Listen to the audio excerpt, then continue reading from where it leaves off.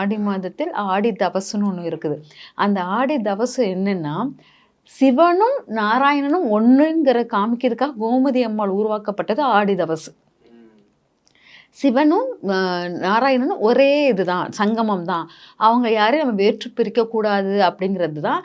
அதனால் ஆடி தபசு சங்கரன் கோயிலில் ரொம்ப ஃபேமஸ் ஆனது. அது கோமதி அம்மன் வந்து ஊசி முனையில் தவம் இருந்து சிவனை அடைந்தார் அப்படிங்கிறது இருக்கும்.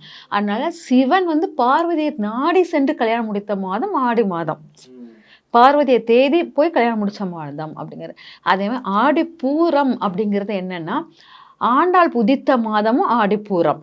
அந்த மாதிரி ஆடிப்பூரம் ஆண்டாள் முதித்த மாதம் மட்டும் இல்லை, ஆடிப்பூரத்தில் அம்பாளுடைய வளகாப்பு நடந்த நாளும் ஆடிப்பூரம் தான். அப்போ வளையல் அணிதலும் சிறப்பானது அப்படிங்கிறது அந்த மாசத்துல. அது அம்பாளுக்கு வளையல் போடுறது நமக்கு மங்களத்துக்கான விஷயம்.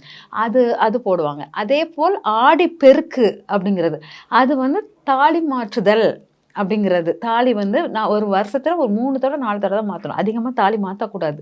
அப்போ ஆடிப்பெருக்கில் வரலட்சுமி விரதம் ஒன்று இருக்கும், ஆடிப்பெருக்கு ஒன்று இருக்கும்.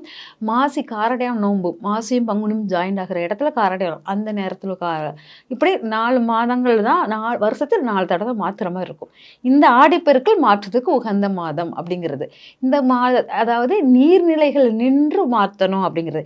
ஏன் நீர்நிலையில் நின்று மாற்றணும் அப்படின்னா, கணவன் மனைவி, அதாவது கணவனை பிரிஞ்சோடனே ரேணுகாதேவி அம்மா தீக்குளிச்சா, அதனால கணவன் மனைவி பிரிவுக்கு இந்த மாதம் பிரிச்சு வைக்கிறது.